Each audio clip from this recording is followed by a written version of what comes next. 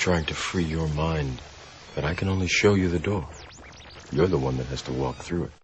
Okay, so now we understand that it is due to cultural Marxism that anti-racism is as prevalent as it is today. Now we also understand why cultural Marxism arose, and perhaps less relevant to some, also by whom. I'm going to go over Darren Brown's manipulation, Edward Bernays, and Sigmund Freud, and I'm also going to show conformity studies. So let's jump right into it. I'm going to show some clips.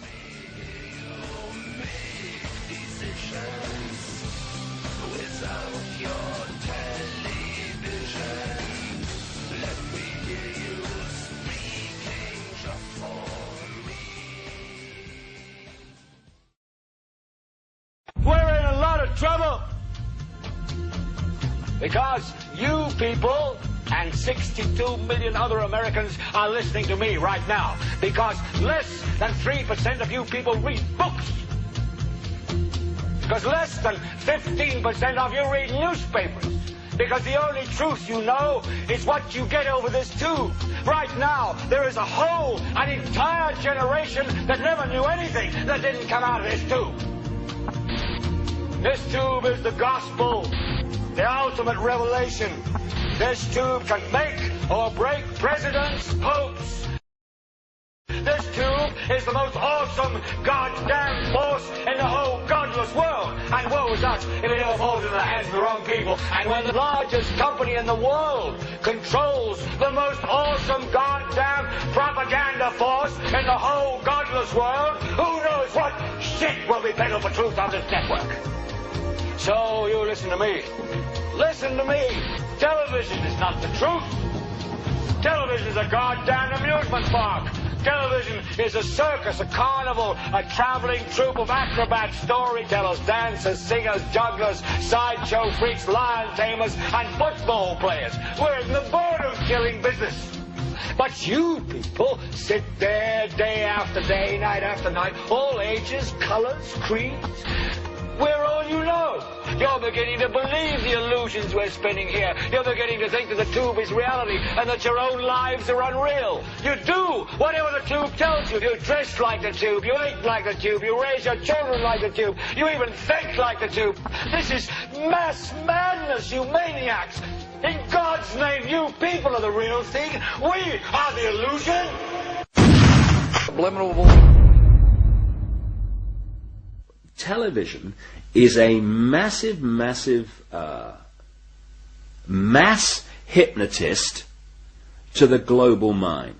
And what happens is it is implanting a belief in reality by the minute, and then once we take on that belief implanted, when information enters the eyes, we edit it on the basis of that belief.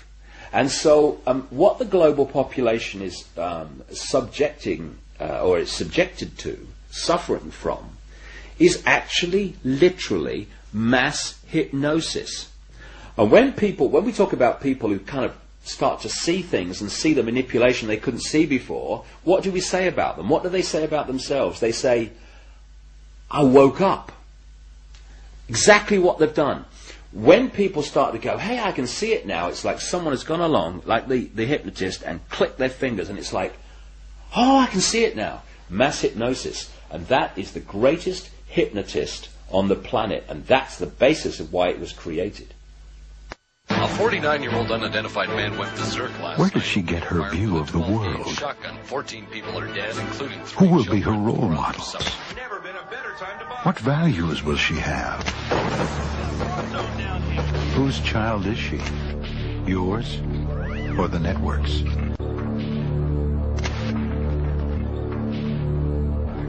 Take back your children. And when you start to research the subliminals in advertising and television, what staggers you is not what they do and what's there, but the scale of it. I mean, it's like our consciousness is being hit by an explosion of this stuff. Because you see, this is another interesting point.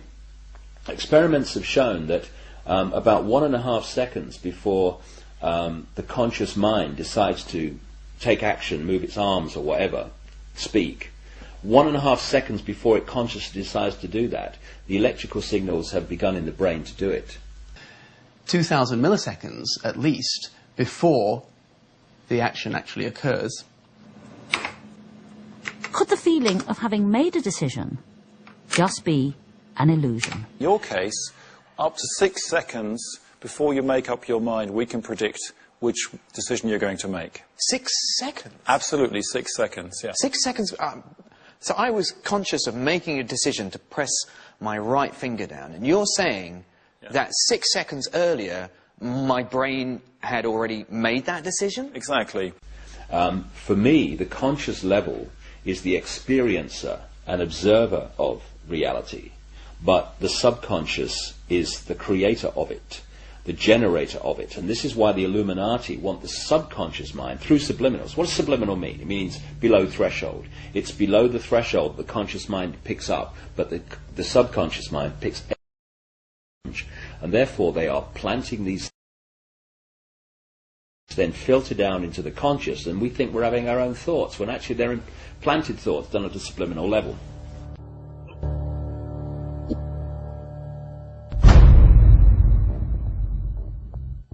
And of course this is being used, this subliminal manipulation, in politics. I mean, of course we had that incident during the Bush-Gore farce of an election, when an anti-Gore political broadcast for Bush, they put a subliminal in of rats while they were talking, but they left it up too long, and you only had to play the tape back slowly, a little slowly, and up come rats as some anti-Gore statement.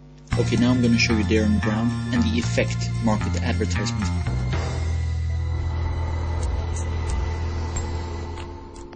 I invited 2 members of Saatchi & Saatchi, the world-famous advertising agency, to a secret location to propose an unusual task. Those who work in advertising are masters of persuasion. They subtly weave their images and slogans into our daily lives, so much unconsciously, and then walk into a supermarket and feel a sense of familiarity with a product we think we've never heard of. Billions of dollars a year are spent on it. It's brilliantly calculated, and we all fall for it.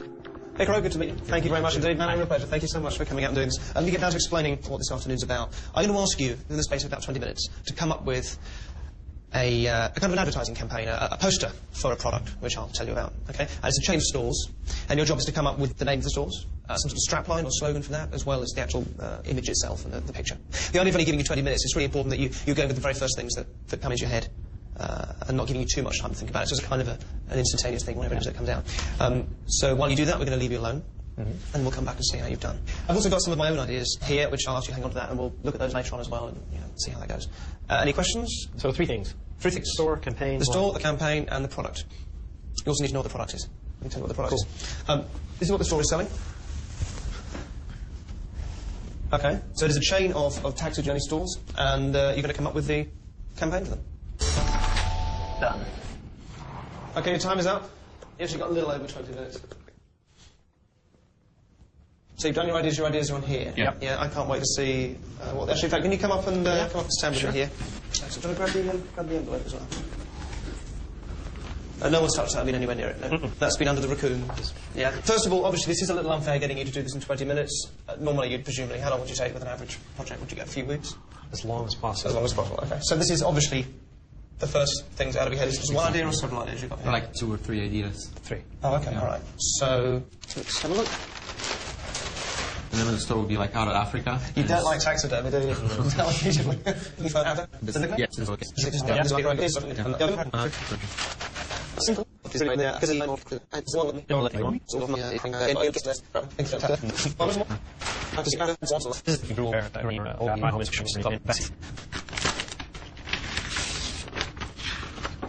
Cool. So... Should we show it? Yeah. So look, by no means spot on. Actually, I'll put this up here. So out of Africa, that's great, you got that spot on. As real as you like. I've got here, got as real as it gets, which is pretty close. And you've gone for the lizard dinosaur creature later on in other pictures. It's but the second one. Yeah, you've gone for the crying thing here, and you went for Mummy.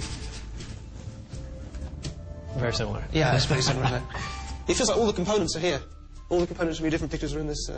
Polar bears as well. You didn't get polar bears at all? Yes, I did in the last one, actually, yeah. Is that over there? We never showed because we were like, well... That one. That was going to be a polar bear. So you've got... All right, yeah, that is a terrible polar bear. I'm with you on that. But, interestingly, the fact that you weren't able to draw it, to me is interesting because, yeah, but here, polar bears to dinosaurs. On here, it's only a word, right? There is no picture, there's no visual. I'm not giving you a visual for polar bears. But you have written it. For now, it's a real comfort to know you're as susceptible to subliminal persuasion as the rest of us. So thank you so much for your time. When you watch the show back, it will make glorious sense to you. Thank you. But now it probably won't. But Come back after the break and find out how I took control of their minds. Here he does it again. Thank you for joining us, gentlemen. Tony, yes? Yes, that's right. And Martin? Yeah. Hi, I'm Darren. Let me get down to explaining exactly what I want you to do. Imagine that I'm opening a chain of stores selling a product, something I have a particular interest in. Your task is to come up with a poster advertising that store. And that poster must include the company name, whatever you decide that may be. It must include a strapline, some sort of slogan, and some kind of logo as well, some kind of visual image. Now, the idea is you've only got half an hour to do this, so you've got to really work with your first instinct. So at the moment, you've got no idea what you're going to do, correct? No. Excellent. I'm also going to give you this. I've had a few design ideas of my own.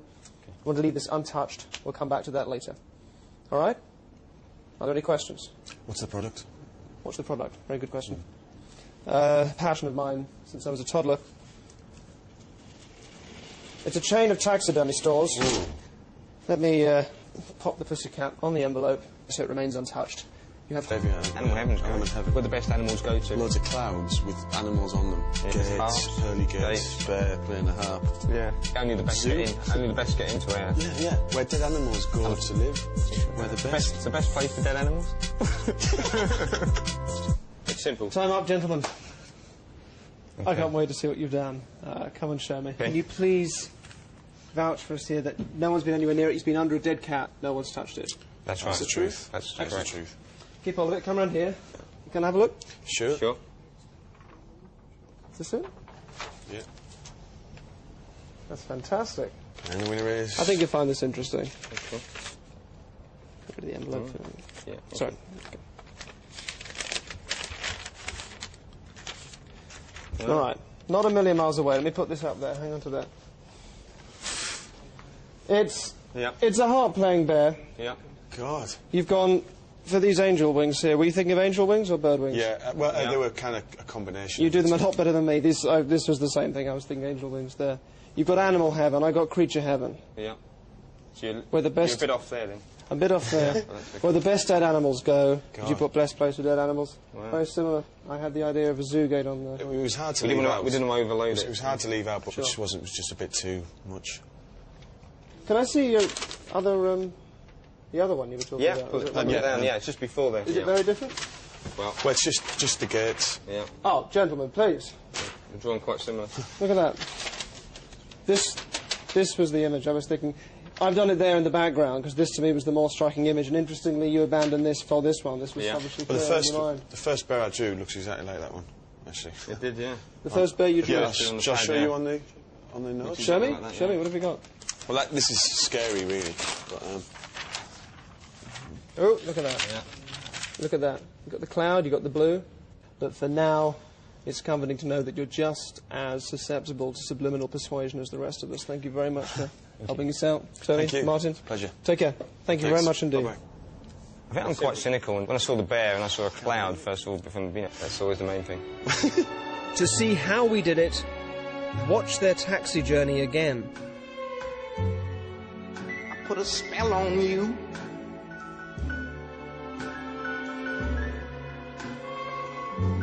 Cause you're mine.